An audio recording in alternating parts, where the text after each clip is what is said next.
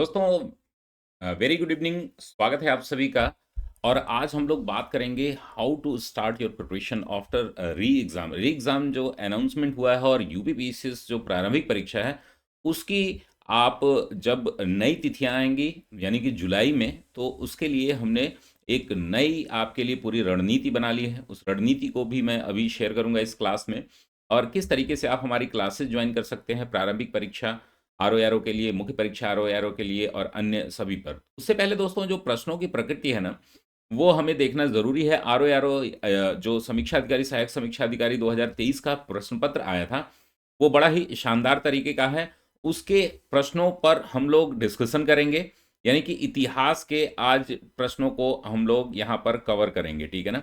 इतिहास के कुल कितने प्रश्न आए थे पहले तो हम यहाँ पर इससे बात करेंगे। कुल 19 प्रश्न हैं। अगर यूपी स्पेशल से भी 1-2 प्रश्नों को जोड़ लिया जाए, अगर यूपी स्पेशल से कोइंसाइड करके हटा दिया जाए तो 17 प्रश्न हैं दोस्तों, जिसमें से हम इन प्रश्नों पर 19 प्रश्नों पर बात करेंगे। साथ ही हम बात करेंगे कि आप हमारा कोर्स कैसे ज्वाइन करें, उसके लिए आप कहाँ से संपर्क कर सकते हैं। आप हमें 8802913517 पर व्हाट्सअप करके सारी जानकारी ले सकते हैं। बहुत सारे मैसेजेस आए हैं, उन सभी लोगों से मैं निवेदन करूंगा 1-2 दिन थोड़ा रेस्ट करिए। अब मंडे से हमारी क्लासेस शुरू होंगी और उन क्लासेस को हम पूरा कंप्लीट कोर्स कुछ दिनों बाद से ही शुरू करेंगे, और जिसमें हम डेली आपको फ्री क्लासेस भी देते रहेंगे, जिसमें आप जो है अपनी तैयारी कर सकें। जो लोग आंदोलन में रत थे उन लोगों के लिए कुछ अलग से प्रावधान है, तो वो लोग भी ज़रूर इस वीडियो को देखें। चलिए दोस्तों शुरू करते हैं। हम लोग पहले समझेंगे कि प्रश्नों की प्रकृति कैसी है और क्या हमें आगे करना चाहिए। इस वीडियो में हम 19 प्रश्नों पर बात करेंगे, कैसे इसको मेमोराइज करें। जो कि हिस्ट्री के प्रश्न आप देख रहे हैं, काफ़ी क्रोनोलॉजिक सीक्वेंस में पूछ रहे हैं, क्रोनोलॉजी से पूछ रहे हैं, यानी कि आपका कालक्रमिक घटनाओं से प्रश्न काफ़ी बन रहे हैं। और साथ ही जो इतिहास के और अन्य प्रश्न हैं एंशिएंट और मेडाइवल के, वो कैसे हम सॉल्व करेंगे, तो इस पर हम लोग डिटेल बातचीत करते हैं। नमस्कार दोस्तों, मैं धनंजय सिंह आप सभी का स्वागत करता हूं आपके अपने प्लेटफॉर्म अभियान सिविल सर्विसेज पर। और इस पर अब रेगुलर क्लासेज आपको मिलेंगी, जिससे कि आपको कहीं भी इधर-उधर जाने की आवश्यकता नहीं होगी। विभिन्न प्लेटफॉर्म से मैं जुड़ करके बहुत सारे लोगों के हमारे लगभग 10,000 से अधिक स्टूडेंट हैं जो हमसे पढ़ चुके हैं। वो सभी धीरे-धीरे आपके इस चैनल पर जुड़ेंगे। इस चैनल को प्यार और सहयोग देने के लिए बहुत-बहुत धन्यवाद। और इस पर बहुत सारी चीज़ें जो है आपको कंटिन्यू की जाएँगी। ठीक है ना? तो पहले हम बात कर लेंगे कि हमें अपनी जो पूरी रणनीति है ना, वो बदलनी होगी। जिस तरीके का पेपर आया है ये, इसको हम रणनीतिक तौर से अलग तरीके से काम करेंगे, सेक्शन वाइज काम करेंगे। कम समय में अधिक चीजें गेन करने के लिए हमें स्ट्रेटजी अपनी बदलनी होगी। तो एक रणनीति पे हम बात करेंगे। दूसरा, हम प्रकृति देख लेते हैं प्रश्नों की प्रकृति, यानी कि इनका नेचर क्या है, उसको पहले समझ लेते हैं और सॉल्व भी कर लेते हैं।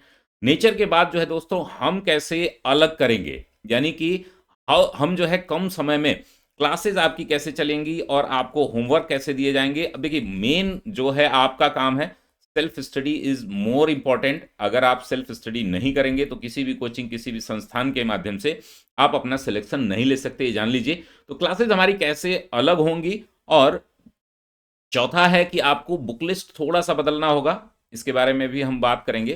बुक लिस्ट के लिए एक अलग वीडियो मैं बना दूँगा, लेकिन यहाँ पर हम बात करेंगे कि बुक लिस्ट जो है वो आप कौन-कौन सी चुनें।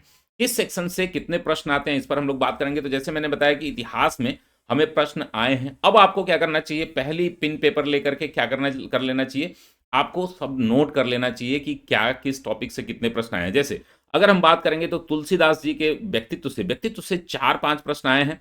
खास करके तुलसीदास हो गए, राजा राम मोहन राय हो गए, आपके जो है बिपिन चंद्र पाल हो गए और बंकिम चंद्र चटर्जी, 4 लोगों के व्यक्तित्व से प्रश्न आए हैं। बहुत ही आप तो पर्सनालिटी जो होते हैं आपके हिस्टोरिकल पर्सनालिटीज, उसमें आप जो है अच्छा फोकस किया गया है। बुक लिस्ट पे फोकस किया गया है, बुक और उनके लेखकों पर फोकस किया गया है। तो यानी कि इतिहास में आप देखेंगे सिर्फ एक प्रश्न जो है, 1 या 2 प्रश्न जो है वो एंशिएंट से आए हैं। ऐसा नहीं है कि इस बार नहीं आया है प्रश्न। एंशिएंट से आपके 2 प्रश्न आए हैं, 4 प्रश्न जो है आपके मिडाइवल से आए हैं। और आप 6 प्रश्नों को निकाल दें तो लगभग 12 से 14 प्रश्न जो है आपके मॉडर्न इंडिया से आए हैं, जो कि हमेशा ऐसा रहता है, ठीक है ना? अब एंशिएंट से 5-6 प्रश्न रहते हैं, इस बार 2 दिए हैं, कभी जो है मिडाइवल बढ़ जाता है, कभी एंशिएंट, यानी कि दोनों मिला करके 6-7 प्रश्न रहते हैं, जो कि इस बार 6 प्रश्न हैं, ठीक है ना? तो ये पूरी जानकारी रही पेपर के बारे में। हम पहले पेपर सॉल्व कर लेते हैं, फिर ये हम सारी रणनीति, प्रकृति क्लासेस हमारी कैसे चलेंगी, बुक लिस्ट क्या होनी चाहिए, इस पर हम लोग डिटेल बातचीत करेंगे। तो चलिए दोस्तों शुरू करते हैं। आज का पहला प्रश्न है, तुलसीदास के संदर्भ में निम्नलिखित कथनों पर में कौन सा कथन सही है? जैसे तुलसीदास का जन्म बांदा जनपद के राजापुर नामक ग्राम में हुआ था। अब इनकी जीवनी आप पढ़ेंगे तो इनका पहले तो आपको याद करना होता है कि आप इनका जन्म कब हुआ था, ठीक है ना, कहाँ पर हुआ था, और अगर उत्तर प्रदेश से संबंधित तो इसको यूपी स्पेशल में भी मान सकते हैं, इतिहास में भी मान सकते हैं, ठीक है ना। तो आप जो है ध्यान ये रखिएगा कि इसमें जो है हमें क्या-क्या चीज़ें जो है समाहित करनी है, क्या-क्या चीज़ें मेमोराइज़ करनी है, वो हम बात करेंगे, ठीक है ना। तो पहला है कि तुलसीदास जो है उनका जन्म कहाँ हुआ था? बांदा में। सभी लोगों को बांदा उनके राजापुर नामक ग्राम में हुआ था। लगभग सभी लोगों को ये बातें पता होंगी, ठीक है ना। अब यहाँ पर जो दूसरा प्रश्न दिया है, इनकी पत्नी का नाम जो है रत्नावली था, ना कि अब मिलता-जुलता दिया है, यानी कि बहुत ही क्लोज आपके लिए ये चीज़ें रहेंगी। तो इसलिए दूसरा स्टेटमेंट गलत है। आपका उत्तर क्या हो जाएगा? केवल 1। ये जो भी पेपर है वो किसी स्टूडेंट का है, इसमें कुछ जो भी टिक किया होगा उस पर ध्यान मत दीजिएगा।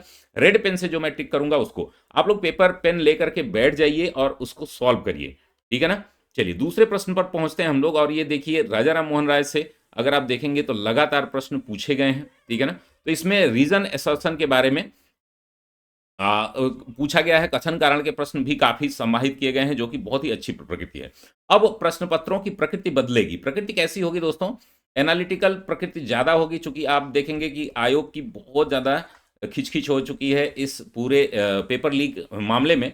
तो आयोग जो है अब कोशिश करेगा कि आपको एनालिटिकल प्रश्नों पर ज़्यादा फ़ोकस करेगा। अगर पेपर आउट भी हो जाए तो बहुत सारे लोग सॉल्व नहीं कर पाएँगे, और ये इस पेपर में ऐसी चीज़ें थी कि इसको कम से कम 3 से 4 घंटे लगेंगे, अगर अच्छे से आपको आंसर की देनी है। गूगल है, सब कुछ है आपके पास तो भी।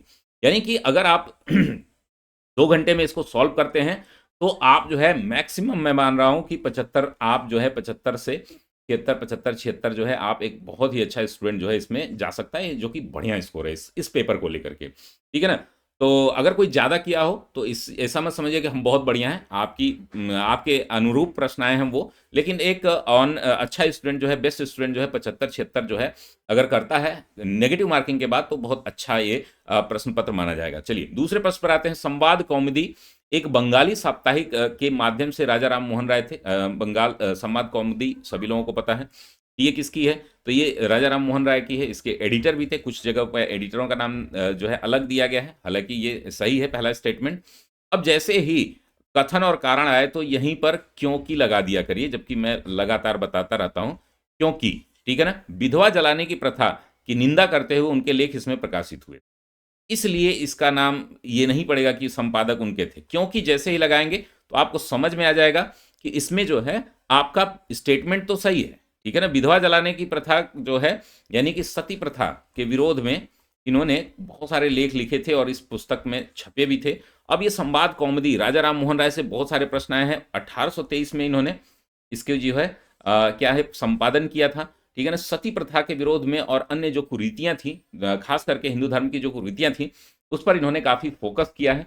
तो इसलिए जो है ये दूसरा स्टेटमेंट भी सही है, लेकिन ये क्योंकि कारण नहीं बन रहा है इसका, यानी कि दोनों सही है लेकिन व्याख्या नहीं करता है, यानी कि उत्तर हो जाएगा आपका सी, ठीक है ना? तो ये आप ध्यान में रखेंगे कि उत्तर इसका भी सी होगा, पहले का भी सी था, ठीक है? अब राजा राम मोहन राय से बहुत सारे प्रश्न आते हैं, उन प्रश्नों को आप याद करेंगे। कि क्रोनोलॉजी याद करेंगे, उनके सीक्वेंस याद करेंगे। कुछ क्रोनोलॉजी हम आपको सिखाते हैं। जैसे कि अगर आपने अ, हमारा ये लास्ट वाला प्रश्न है जो कालक्रम घटनाएँ जो पूछता है, ठीक है ना? इसको लेकर के आप फ़ॉर्मूला अपना सीक्वेंस याद करेंगे, ठीक है ना? अब ये प्रश्न है और ये हर एग्ज़ाम में लगभग पूछा जाता है। अगर यूपी पीसीएस के खास करके एग्ज़ाम देखें या स्टेट पीसीएस के कोई एग्ज़ाम देखें, तो इसको जो है आप क्रोनोलॉजी कैसे याद करोगे? तो आप देखिए मुगल सम्राट जो है आपको पता है कि बाबर से लेकर के बहादुर शाह ज़फ़र तक के हमारे जितने भी शासक हैं, कुल 17 शासक हैं, उन 17 शासकों का नाम थोड़ा-सा टिपिकल हो जाता है। तो उसके लिए कोई न कोई हमें सीक्वेंस, कोई न कोई ऐसा मेमोनिक टेक्निक बनानी पड़ती है जिससे कि हमें आसानी हो जाए, सन आदि भी याद हो जाए। अब हमें क्या है इसमें सन भी याद करने पड़ेंगे, यानी कि ईयर याद करने में इवन डेट भी कई जगह आपको याद करनी पड़ेगी, ठीक है ना? अब पेपर जो है बहुत ही ज़्यादा एनालिटिकल आ गया है। तो इसके लिए हम थोड़ा-सा एक फ़ॉर्मूला है, किसी का है, मैंने कहीं और से लिया है। बाहों अ, बाहों में आजा करके है शाहजहाँ, ठीक है ना? शाहजहाँ को जो है बाबर कहता है या शाहजहां कहता है अपने पुत्र औरंगजेब को कि बाहों में साइलेंट रहेगा आजा शाहजहां। शाहजहां कह रहा है, ठीक है ना, शाहजहां कह रहा है अपने पुत्र किसको, औरंगजेब को, ठीक है ना। शाहजहां का पुत्र जो है, अब यहीं से आपको याद ही होगा शाहजहां का पुत्र कौन है, औरंगजेब है, ठीक है ना। तो इस तरीके से ट्रिक जो है बहुत सारी किताबों में, इंटरनेट पर कहीं भी आपको मिल जाएगा, ठीक है ना। उसके बाद की जो है ना टिकलिंग, बहादुर जहां फरूख, बहादुर जहां फरूख, बहादुर जहां फरूख, और कुछ नाम हैं जो मिस होंगे वो आपको मैं आगे बता दूंगा। फरूख और दो हैं, ठीक है ना, रफीउद दर्जात, रफीउर दौला, ठीक है ना। और यहां पर लिख लीजिए बहादुर जहां फरूख एम ए अब, ये जो है आपका सीक्वेंस है। अब इस सीक्वेंस को कैसे हम यूज करेंगे, किस तरीके से, जैसे हमें तीन नाम तो एग्जैक्ट याद होते हैं, जैसे बाबर है, तो बाबर का कालक्रम आपको पता होगा, ठीक है ना। आप पहला याद करिए, पानीपत का युद्ध जो है 1526 से लेकर के कब तक रहा, अभी अगर नहीं याद आ रहा है तो हुमायूं का याद करिए, ठीक है ना। हुमायूं, यानी कि बाहों बाबर हुमायूं, ठीक है ना। अकबर, ये तीन नाम तो आपको याद है और इनके कालक्रम भी आपको याद होंगे। हुमायूं को लेकर के दो बार इसने शासन किया था, तो अगर हम बात कर लें 1526 से लेकर के 1530 तक, ठीक है ना, 1530 तक बाबर का था, फिर 1530 से लेकर के 40 तक, 10 साल तक ये रहा। फिर शेरशाह सूरी आता है, 40 से 45 रहता है, ठीक है ना, 40 से 45 शेरशाह सूरी रहता है। फिर इसके बाद जो है 45 से लेकर के 55 तक जहान खान रहता है, यानी कि संरक्षक के रूप में। तो ये जो है अकबर, यानी कि ये आएगा दूसरा, इसका कार्यक्रम होगा यानी कि 55-56, ठीक है ना। ये आपको मैं डिटेल में पढ़ाऊंगा, याद भी कराऊंगा बहुत भी डिटेल से। अब ये 55 54 में, 54-55 में, तो ये 55, तो आपका यहाँ से आपका 56 जो है शुरू हो जाता है अकबर का, आपको 1556 है, 1556 से शुरू होकर के 1605 तक, और 1605 से लेकर के, ये तीनों का नाम तो आपको एग्जैक्ट याद होगा, ठीक है ना। फिर आपके तीन आ जाते हैं, तीन तीन चार चार के अगर क्रम में आप याद करेंगे तो बड़ा आसान हो जाता है, ठीक है ना। तो अकबर का जो बेटा था यानी कि जहांगीर, शाहजहां और औरंगजेब, ये तीन आ जाएंगे आपके, जहांगीर, औरंगजेब और शाहजहां, ठीक है ना।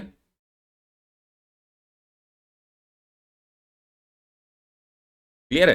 तो अब जहांगीर का यहीं से 1605 से शुरू होगा और कब से कब तक रहता है, 1605 से लेकर के 1627, इस तरीके से आप याद करेंगे, 1627 से लेकर के आपका 1658, इस तरीके से 58 से लेकर के 1707 तक, ठीक है ना, ये आपको भी याद होगा, 1658 से लेकर के 1707, ठीक है ना। अगर नहीं याद होगा 1707 से फिर शुरू हो जाएगा आपका, यहां पर अगर आएंगे शाहजहां के बाद जो है औरंगजेब आता है, औरंगजेब के बाद बहादुर शाह प्रथम, ठीक है ना, जहांदार शाह, फरुख शियर, उसके बाद रफीउद्दर्जात, रफीउद्दौला, जो है दो ही आप जो है आप देखेंगे कि वो एक ही 1719 में ये दोनों हो जाते हैं। फिर उसके बाद जो है अब यहाँ पर मोहम्मद शाह, अहमद शाह, ठीक है ना, अकबर द्वितीय और बहादुर शाह जफर, यानी कि बहादुर शाह द्वितीय।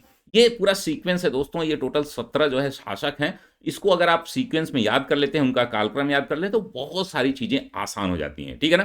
तो इसको हम लोग आगे देखेंगे, पहले तो हम बात कर लेते हैं एक एक प्रश्नों को। चलिए पीछे से हम लोग कर लेते हैं।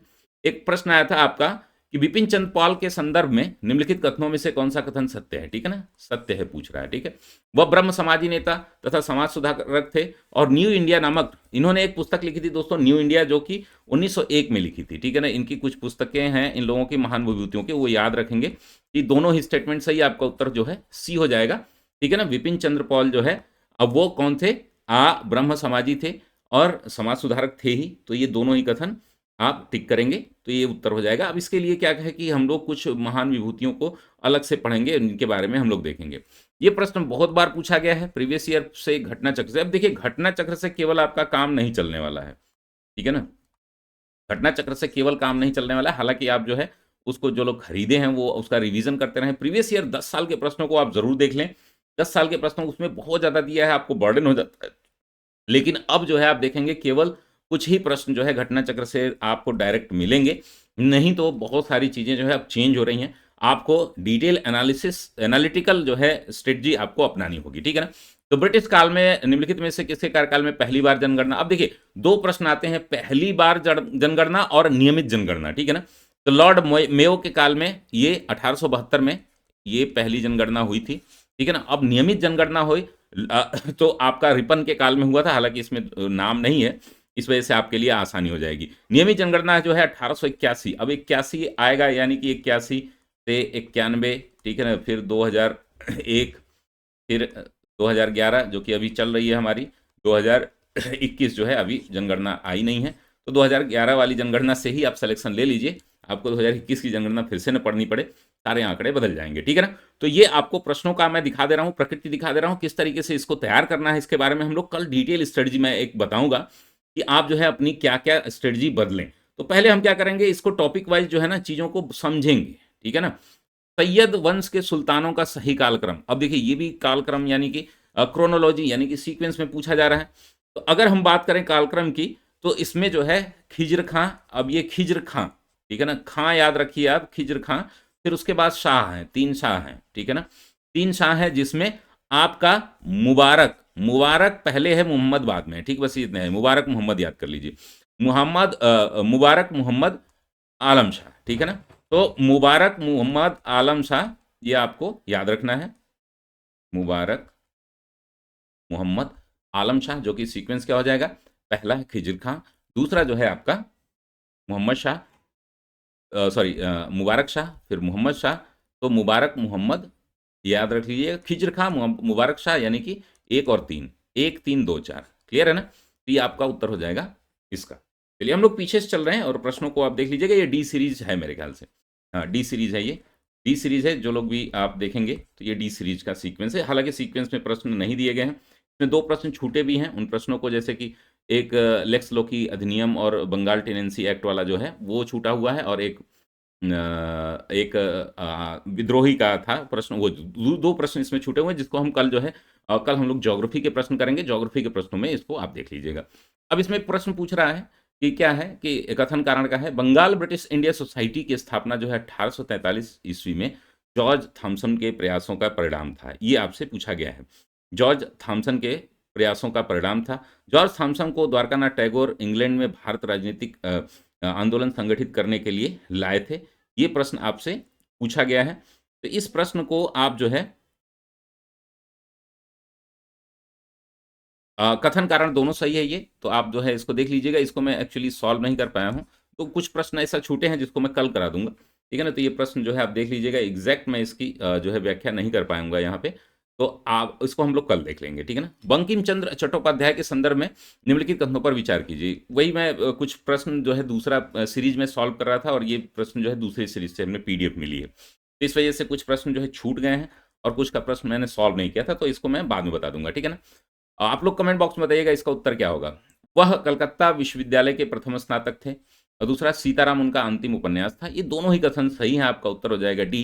तो ये बहुत ही आसान प्रश्न तो नहीं है, लेकिन अब जो है व्यक्तित्व से अब प्रश्न पूछेंगे, उनकी पुस्तकें आदि भी आपको याद रखनी है, उपन्यास कौन कौन से हैं ये भी याद रखने हैं, और कुछ जब कहानियां नहीं पढ़ेंगे तब जो ये चीज़ें याद नहीं होंगी आपको, ठीक है ना? ये बुक लिस्ट है, आपको ध्यान से याद रखना है कि कौन किससे जो है संबंधित है, ठीक है ना? अगर हम बात करेंगे इसकी ना इस प्रश्न की, अगर आप देखेंगे तो ये मेरे ख्याल से दोनों ही सही है, ठीक है ना? कथन कारण दोनों ही सही है, ठीक है ना? और व्याख्या भी करता है, ये प्रश्न का उत्तर होना चाहिए। इसको हम डिटेल में कल बता देंगे, ठीक है ना? 3 प्रश्न मैं इसको कल बताऊंगा, हालांकि इसका उत्तर जो है सी होना चाहिए मेरे हिसाब से, ठीक है ना? आप कमेंट बॉक्स में बताइएगा कौन सा उत्तर सही होगा, क्योंकि मैं इसको बहुत डिटेल में अभी सर्च नहीं किया हूँ, ठीक है ना? मेरे ख्याल से ए डी होना चाहिए। यहाँ पर हम देखेंगे कुछ पुस्तकें दी गई हैं, तो पुस्तकों को कैसे आप देखिए खजानुल फुतूह सभी को पता है कि भाई डी का 3 होगा, डी का 3 अगर आप देखेंगे तो कई जगह एक ही जगह मिलेगा, और यहीं से हो जाएगा प्रश्न, ठीक है ना?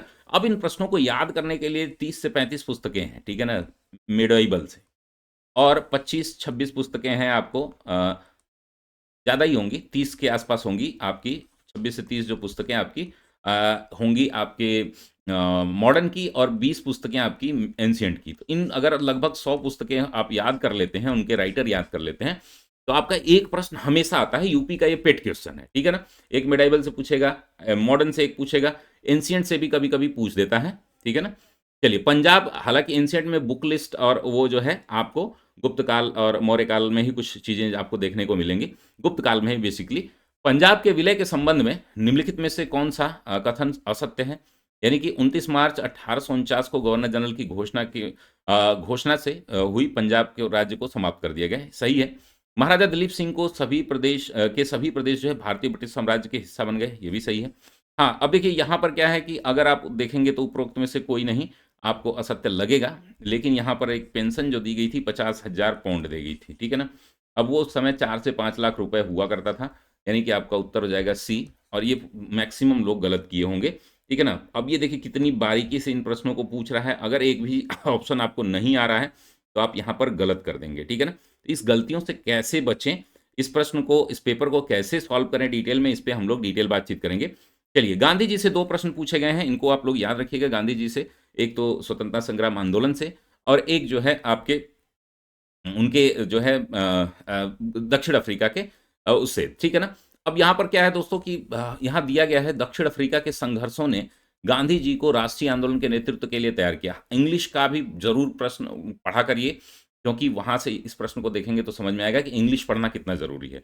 राष्ट्रीय आंदोलन के नेतृत्व के लिए तैयार किया गया, ठीक है ना? ये तो सही बात है कि दक्षिण अफ्रीका के संघर्षों ने ही गांधी जी को राष्ट्रीय आंदोलन के नेतृत्व के लिए तैयार किया था।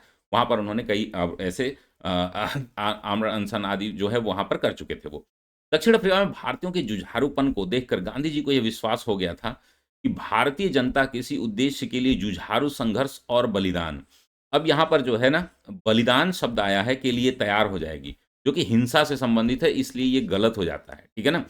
अब ये हिंदी में एक बलिदान कई तरीके का होता है, ठीक है ना? त्याग को भी बलिदान कई बार लिखा जाता है, लेकिन जब मिलिटेंसी आप शब्द देखेंगे ना इंग्लिश में, तो इसलिए इंग्लिश पढ़ना बहुत ज़रूरी है। यानी कि ए सही है, आर गलत है, आपका सी उत्तर होगा, ठीक है ना? बहुत सारे लोग ए और आर दोनों मार दिए होंगे, कारण भी बताए होंगे, लेकिन ये जो है बलिदान शब्द जो है ये क्या कर रहा है, इसको गलत कर रहा है। क्लियर है ना? लॉर्ड कर्जन के संदर्भ में आप कमेंट बॉक्स में बताइए कि लॉर्ड कर्जन का कार्यकाल कब-कब था? लॉर्ड कर्जन का कार्यकाल कब से कब तक था? कमेंट बॉक्स में बताइए। कमेंट बॉक्स में बताते भी रहिए, बहुत सारे प्रश्नों का उत्तर भी मैं आपसे पूछ रहा हूँ, उससे इंटरेक्शन आपका बढ़ता है और इसको हम याद कराएँगे पूरी क्रोनोलॉजी कैसे हम गवर्नर जनरल और वायसराय का जो है कंप्लीट याद करेंगे, इस पर अभी हम बात करेंगे। अंग्रेजी साम्राज्य को ग्रेनाइट की चट्टान पर स्थापित करना, यानी कि ये स्टेटमेंट ही गलत है। हालाँकि उन्होंने ये कहा था कि हमारी जो अंग्रेजी साम्राज्य को क्या है ग्रेनाइट पर उकेरा गया है, ठीक है ना? ग्रेनाइट पर उकेरा बहुत मतलब कि एक ठप्पा ऐसा लग गया, जो हमेशा बना रहेगा। ये स्टेटमेंट गलत है। कलकत्ता निगम अधिनियम जो है 1899 में पारित हुआ था, तो ये जो है इसकी घोषणा हुई थी इनके समय में, तो आपका उत्तर हो जाएगा बी सॉरी सी, यानी कि केवल 2, ठीक है ना? याद रखना है आपको, केवल 2 जो है आप तो याद रखेंगे। साथ ही साइमन कमीशन के बारे में, अब देखिए साइमन कमीशन जब भी आप पढ़ते हैं, यहाँ से कई सारे प्रश्न आते हैं। साइमन कमीशन एक्चुअली जो भारत आया था, तो वो 1828 में आपको आया था। तो दूसरा कार्यकाल आप देखिए, पहली बार जो है कब आया था? 1828 में। अब इसमें क्या है कि आता है बहुत मतलब कि पहली बार आता है ना फरवरी में आता है, यानी कि मेरे ख्याल से 2 फरवरी को आता है और मार्च तक रहता है 31 मार्च तक, ठीक है ना? यानी कि मान लीजिए 1 महीने आया 1928 में, ठीक है ना? दूसरा बार भी 1928 में ही आया था 1928 ठीक है ना? सॉरी 1928 में ही आया था और ये जो है 28 में अब आएगा कब? ये आएगा अक्टूबर में और जाता है 29 में। 29 में यानी कि अप्रैल को। अक्टूबर में आता है ये दोबारा और जाता है कब ये जाता है? 1929 में और ये अप्रैल में जाता है, ठीक है ना? तो ये बस याद रखना है आपको कि 28 में आकर के 29 में जाता है। पहली बार आएगा तो केवल 1 साल रहेगा, मतलब 1 वर्ष में ही इसका कार्यकाल खत्म हो जाएगा, 1 महीने के लिए लगभग। 2 फरवरी को आता है, 31 मार्च को चला जाता है, ठीक है ना? मतलब 31 मार्च तक रहता है, ठीक है ना? 1928 में फिर दोबारा अक्टूबर में आता है और ये 29 में जाता है, यानी कि यहाँ पर जो डेट लिखी गई है ना, अक्टूबर 1929 और 30 कर दिया है, ये गलत हो गया आपका, 2 बार दौरा किया है इसने, यानी कि आपका उत्तर क्या हो जाएगा? केवल 1। सही उत्तर चुनना है ना? केवल 1 हो जाएगा। अब इसकी क्रोनोलॉजी क्रम आपको अब डेट भी एग्ज़ैक्ट याद रखनी पड़ेगी। इसके लिए हम पूरी स्ट्रेटजी जो है कल की क्लास में बताएँगे और इन प्रश्नों को हम 4-5 क्लासेस में खत्म कर देंगे। मुश्किल से 6 क्लास होगी। करंट अफेयर्स की अलग स्ट्रेटजी मैं बताऊँगा। देखिए प्रश्नों को पढ़ेंगे, समझेंगे, तभी जो है आपकी रणनीति भी क्लियर होगी। ऐसे नहीं हवा-हवाई रणनीति नहीं बनानी है आपको। मिरात सिकंदरी पुस्तक में कौन से कथन सत्य हैं? इसमें गुजरात के सुल्तान महमूद बेगड़ा के राज्य की सुख समृद्धि का वर्णन है। अब देखिए मिरात सिकंदरी जो है पुस्तक वो किसने लिखी है, ये भी आप ध्यान में रखें। कमेंट बॉक्स में बताइए मिरात सिकंदरी पुस्तक के लेखक कौन है? सुल्तान महमूद बेगड़ा के राज्य की सुख समृद्धि की बात की गई है और इसमें जो है कुछ शासकों में जो है ना क्या है, ट्रेड रूट सिक्योरिटी, ये बड़ा ही इंपॉर्टेंट है। ट्रेड रूट सिक्योरिटी, इसको आप आज के भी परिप्रेक्ष्य में देख सकते हैं जहां पर सिक्योरिटी रहेगी, यानी कि उत्तर प्रदेश में आप देख रहे हैं माफिया राज खत्म हुआ तो आप देख रहे हैं इन्वेस्टमेंट बहुत तेजी से बढ़ रहा है। तो मार्गों की सुरक्षा को उचित प्रबंधन के लिए जो है ना व्यापारियों में व्यापार को लेकर के उत्साह को भी देखा गया है, यानी कि दोनों स्टेटमेंट आपके सही हैं, आपका उत्तर हो जाएगा डी। क्लियर है ना? अब ये मिराते सिकंदरी जो है किसने लिखी है, कमेंट बॉक्स में बताइए। ठीक है ना? बहुत सारे लोग सॉल्व कर लिए होंगे पेपर विभिन्न सारे सोर्सेज से, लेकिन अब इसकी स्ट्रेटजी क्या होनी चाहिए उस पर हम लोग डिटेल बातचीत करेंगे।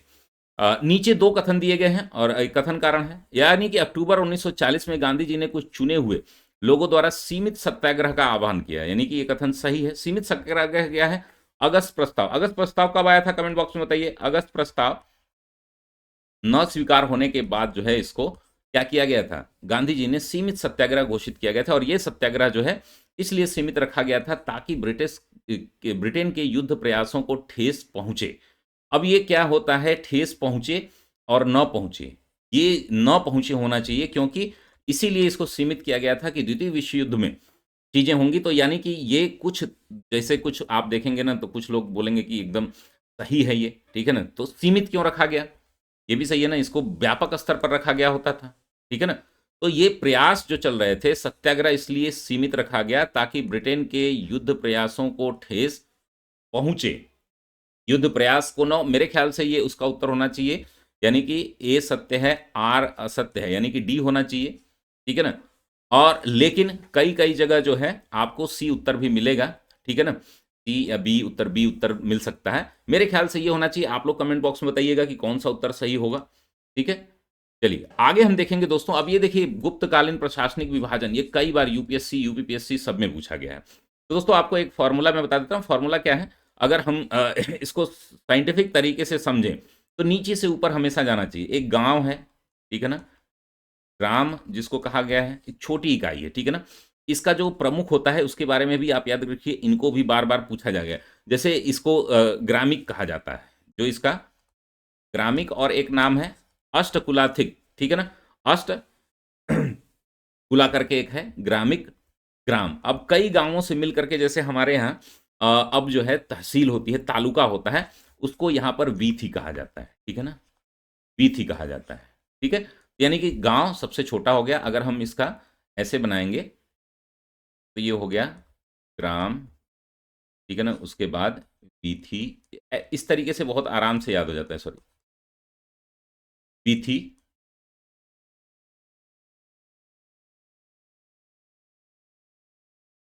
ये वीथी, है ना, ये होना चाहिए। तो ये ग्राम हो गया सबसे छोटा, उसके ऊपर वीथी, अब कई मतलब कि ये हो गया तालुका, अब ये उसके बाद हो जाता है यानी कि ग्राम या जिला इसको कह सकते हैं। उसके बाद जो ये विषय है, विषय जो है वो प्रदेशों से संबंधित हो जाता है, विषय। अब इसके जो वीथी हैं, इनके जो मालिक होते हैं, यानी कि इनके जो प्रमुख होते हैं, उनको क्या बोला जाता है, वीथी महत्तर, वीथी महत्तर, इसको भी आप याद कर सकते हैं। विषयपति, ये विषय जो होता है इसके इसके हेड को क्या बोलते हैं, विषयपति। और सबसे जो लास्ट में है वो है आपका क्या, राष्ट्र, जिसका हेड जो होता है वो कौन सा होता है, सम्राट होता है। अब इसको याद कैसे किया जाएगा, तो मैंने तो देखो ऐसे याद किया था, आरबी, यानी कि राष्ट्र, हिंदी में ही आरबी, पीथी, सॉरी, आरबी यानी कि भुक्ति, सॉरी क्या हो गया, यहाँ पर भुक्ति भी है ना, विषय और राष्ट्र, यानी कि विषय के बाद जो है आपका एक भुक्ति भी आता है, यानी कि ये जिला हो गया, ये गांव हो गया, ये तालुका हो गया, ये जिला हो गया, और ये राष्ट्र सबसे ऊपर है। इसके बीच में भी एक है, इसको हम क्या कहेंगे, भुक्ति, यानी कि ये प्रदेश हो गए, ठीक है ना। यानी कि गांव हो गया वो जिला, आज का गांव है, फिर वीथी जो है वो तालुका है, और इसके बाद जो है आता है आपका ग्राम वीथी, और अ, विषय भुक्ति, विषय फिर भुक्ति, 5 है ना, और उसके बाद आता है राष्ट्र, ठीक है ना। तो राष्ट्र का जो हेड होता है वो होता है सम्राट, ठीक है ना, ये सम्राट होता है। तो इसमें 5 हैं, आपके 4 ही दिए गए हैं, ठीक है ना। तो हमारा सबसे छोटा है गांव, उसके बाद वीथी है, उसके बाद विषय यानी कि विषयपति, और भुक्ति, भुक्ति जो होता है उसका वो होता है जो हेड होता है उसको ऊपरिक बोलते हैं, ठीक है ना। ऊपरिक यानी कि पहला स्टेटमेंट आपका सही है। इससे सबसे बड़ा जो होता है वो राष्ट्र होता है, इसको देश भी, भुक्ति को देश भी कई कई जगह कहा गया है, ठीक है ना। तो आपका उत्तर हो जाएगा ए। इसको आप क्रोनोलॉजी में याद करेंगे, सीक्वेंस में याद कर लेंगे तो आसानी हो जाती है। और हमारा एक प्रश्न है, देखिए यूपी स्पेशल से भी इसको मान सकते हैं और आपके इतिहास से है ही। जौनपुर को सिराजे हिंद कहा जाता है। अभी सिराजे हिंद शर्की साम्राज्य था ना जौनपुर में, इब्राहिम शर्की का नाम आपने सुना होगा। इब्राहिम शर्की का कार्यकाल आप कमेंट बॉक्स में बताइएगा। इब्राहिम शर्की का कार्यकाल आप जो है कमेंट बॉक्स में बताइएगा, ठीक है ना। इब्राहिम शर्की जो है वह जौनपुर का शासक हुआ था। जौनपुर की स्थापना किसने की थी ये भी मैं हिस्ट्री की क्लासेस में कई बार बता चुका हूं, उसको आप ध्यान में रखिएगा, कमेंट बॉक्स में बताइएगा, ठीक है ना। तो सिराजे हिंद जो है ये क्या है, सिराजे हिंद इसका नाम क्यों पड़ा, क्योंकि अब जो गुंबद बन रहे थे ना वह पूरी तरीके से जो मुगल शैली थी या अन्य जो इस्लामिक शैली थी उसमें हिंदू जो शैलियों का समावेश होने लगा। और ये जो इब्राहिम शर्की था ये जो है कला और विद्या का बहुत प्रेमी था, इसीलिए इसको सिराजे हिंद, शर्की शैली की वजह से सिराजे हिंद हुआ। और जौनपुर जो है शर्की काल में शिक्षा के महान केंद्र में के रूप में जाता था। इसको भारत या पूर्व का सिराज कहा जाता था, ठीक है ना, पूर्व का सिराज कहा जाता था, सिराजे हिंद। सिराजे हिंद इसलिए क्योंकि हिंदू धर्म की जो विभिन्न जो स्पेसिफिकेशंस थे वह डोम गुंबद आदि में समाहित किए जाने लगे थे। यानी कि ये दोनों ही कथन सही हैं और व्याख्या भी करता है, यानी कि उत्तर हो जाएगा आपका बी। तो ये बहुत ही आसानी से अगर आप सॉल्व करें, पढ़ें तो इन चीज़ों को आप याद रख सकते हैं, ठीक है ना। तो ये टोटल हो गई आपका एक्सप्लेनेशन। हम यहाँ पर बात करेंगे स्ट्रेटजी आप कैसे बदलें, ठीक है ना। पहली बात कर लेते हैं रणनीति पे। तो रणनीति आपको क्या करना है दोस्तों, हिस्ट्री एंशिएंट और मिडाइवल की एनसीईआरटी जरूर पढ़नी है, ठीक है ना, एनसीईआरटी पढ़नी है, ठीक है ना। और आपको अपने खुद के शॉर्ट नोट्स बनाने हैं, जबकि मैं पहले भी कहता था अब शॉर्ट नोट्स में ना एनालिटिकल चीजें भी जोड़िए। जैसे अब आप गांधी जी को लिख रहे हैं तो गांधी जी को एक जगह एक साथ लिख दीजिए, इनकी पुस्तकों के बारे में, इनकी जीवनी के बारे में, इनके अन्य चीजें जो है होती हैं उनके बारे में। राजा राम मोहन राय के बारे में लिख रहे हैं तो उनका आंदोलन से संबंधित चीजें अलग आप गांधी जी का पढ़ ही रहे हैं, और भी चीजों को अलग से आप नोट्स बनाएंगे तो आप अपनी रणनीति बनेंगे। इतिहास की अलग रणनीति होगी, ज्योग्राफी की अलग रणनीति होगी। रणनीति पर जो है हमने नेचर समझ लिया कि भाई इसमें डेटा फैक्ट बहुत ज्यादा आपको पूछे जाने हैं, तो ये सॉल्व होगा आपको शॉर्ट नोट्स के। अब बहुत सारे ऐसे स्टूडेंट हैं मेरे जो घटना चक्र से ही केवल पढ़ते थे, तो उनसे आप काम नहीं होगा। अपना खुद का शॉर्ट नोट्स आप बनाएंगे और ये इन 3 महीनों में, यानी कि 4 महीने अब हो गए, 4 महीनों में मैं आपको पूरा कंप्लीट प्री कम मेंस का कोर्स लेकर के आऊंगा। मैं आपको दिखा दूं कि हम लोगों का जो कोर्स है दोस्तों वो आपको कई स्तर पर आपको देखने को मिलेगा। यहाँ पर आप देख रहे हैं कि मैं एक एक डेट में डे वाइज जो है 15 मार्च से ये हमारा टोटल शुरू होगा। हालांकि क्लासेस कल से मंडे से शुरू हो जाएंगी, ठीक है ना। तो ये आप ध्यान रखेंगे कि ये टोटल जो है डिटेल क्लासेज आपको बना दी गई हैं और ये टोटल 120 दिन का, ठीक है ना। इसमें अभी बहुत सारी चीज़ें हैं जैसे एस्से राइटिंग से लेकर के प्री मेंस सब कुछ इसमें समाहित किया गया है। आरओ भी है, पीसीएस भी है, और इसके लिए अलग से आपको अलग अलग कोर्सेज भी आपको मिल जाएंगे। तो ये टोटल 120 दिनों की पूरी रणनीति है दोस्तों। आपको लगभग 3 से 4 क्लासेस डेली मिलेंगी, कम से कम 3 क्लासेस डेली मिलेंगी, करंट अफेयर्स भी मिलेगा और हमारे एक्सपर्ट भी अलग अलग रहेंगे। तो आप जो है इस पर ध्यान रखेंगे और इसके लिए हम डेमो क्लासेस जो है अभी जल्द ही शुरू करेंगे। तो ये आपकी पूरी रणनीति के बारे में आपको बदलना होगा। बिना नोट्स बनाए, अपना खुद का नोट्स बनाए आप जो है अब तैयारी करेंगे तो प्रीलिम्स नहीं निकलेगा। आप समझ लीजिए कि ये पेपर का नेचर टफ होता जा रहा है और भी टफ टफ होगा। यानी कि रणनीति आपको पूरी तरीके से बदलनी होगी, जिसको हम टॉपिक वाइज रणनीति शेयर करेंगे, ठीक है ना, टॉपिक वाइज। अब जैसे कि आज इतिहास के लिए हम सोर्स बुक लिस्ट भी बता देते हैं। आप क्या करेंगे, एनसीईआरटी जरूर पढ़िए, ठीक है ना, एनसीईआरटी प्लस गाइड। अब तीनों के लिए अलग अलग मैं बता दे रहा हूं। एनसीईआरटी ओल्ड वाली पढ़ेंगे, हिस्ट्री के लिए तीनों वाली, तीनों ओल्ड, मॉडर्न, मिडिवल, एंशिएंट, तीनों, ठीक है ना। अगर मॉडर्न की अगर हम बात करें तो उसका काम जो है हमारा चल जाता है किससे, स्पेक्ट्रम से चल जाता है, प्री कम मेंस दोनों के लिए, ठीक है ना। तो बहुत ज़्यादा परेशान होने की ज़रूरत नहीं है, ठीक है। अगर इसके साथ एस के पांडे भी है तो मोर देन सफिशियंट है, ठीक है ना। और एस के पांडे एंशिएंट और मिडवल की भी आप ले लें तो वो बढ़िया है। यानी कि गाइड जो है एस के पांडे आपके पास मिडवल और एंशिएंट की ज़रूर होनी चाहिए, स्पेक्ट्रम आपके पास ज़रूर होनी चाहिए, और तीनों की एनसीईआरटी ज़रूर होनी चाहिए। इतने सोर्स हों उसके बाद हमारी क्लास, और इन सोर्सेज से आप शॉर्ट नोट्स बनाएंगे, ये बहुत ज़्यादा ज़रूरी हो जाता है, ठीक है ना। और दूसरी स्ट्रेटजी आपको, प्रकृति आपने समझ लिया कि अब जो है यहाँ पर क्या है, एनालिटिकल हो गई है पेपर की, ठीक है ना। तो केवल घटना चक्र से आपको काम नहीं चलेगा, घटना चक्र रखना है। हालांकि प्रीवियस ईयर के प्रश्नों को आप नहीं देखेंगे तो काम नहीं चलेगा। हालांकि अब जो है जो लोग नहीं खरीदे हैं वो पिछले 10 साल का एक साथ पेपर खरीदें, अलग अलग आप टॉपिक वाइज पेपर खरीदने की आवश्यकता नहीं पड़ेगी, ठीक है ना। एक साथ जो आता है पेपर 5 साल का वो खरीद सकते हैं, ठीक है ना। दूसरा कि क्लासेस हमारी जो है अब आपको मेमोरी बेसिस चलेंगी। जो लोग भी हमारे पहले जुड़े हुए हैं अनअकैडमी पे, हमारी क्लासेस की हैं, तो मेमोरी बेस्ड क्लासेस चलेंगी जो आपको एग्ज़ाम ओरिएंटेड क्लासेस होंगी। हमारा सिलेबस कंप्लीट होगा, लेकिन उसमें आपको ऐसी चीज़ें दी जाएँगी जो सीधे आपके एग्ज़ाम में आएँगी। जैसे सीक्वेंस हम याद कराएँगे, मेमोनिक टेक्निक के माध्यम से गवर्नर जनरल को अलग से याद कराया जाएगा। आपके मुगल डायनेस्टी है तो मुगल डायनेस्टी के जो इम्पोर्टेंट चीज़ें हैं उनको राजाओं के बारे में अलग से याद करा देंगे, फिर हम प्रशासनिक को अलग से याद कराएँगे। यानी कि मेमोरी बेस्ड जो है पूरी क्लास चलेगी, जिसको आप जल्द ही देखेंगे, ठीक है ना। साथ ही हमारी जो है बुक लिस्ट मैंने बता ही दी, इन तीनों बुक लिस्ट, तो इन सभी मुद्दों पर मैंने डिटेल बात कर दी है दोस्तों। अब जो है आप तीनों ही एग्ज़ाम, यानी कि प्रारंभिक परीक्षा, मुख्य परीक्षा और करंट अफेयर्स, सबकी तैयारी हमारे साथ कर सकते हैं। इस वीडियो के माध्यम से मैं आपको यही सूचित करना चाह रहा था दोस्तों। मिलते हैं हम लोग अगली क्लास में, और आपको क्लास कैसी लगी कमेंट बॉक्स में ज़रूर बताइएगा। मैं धनंजय सिंह आप सभी से विदा लेता हूँ और आशा करता हूँ कि आपको ये क्लास पसंद आई होगी। बहुत-बहुत धन्यवाद दोस्तों।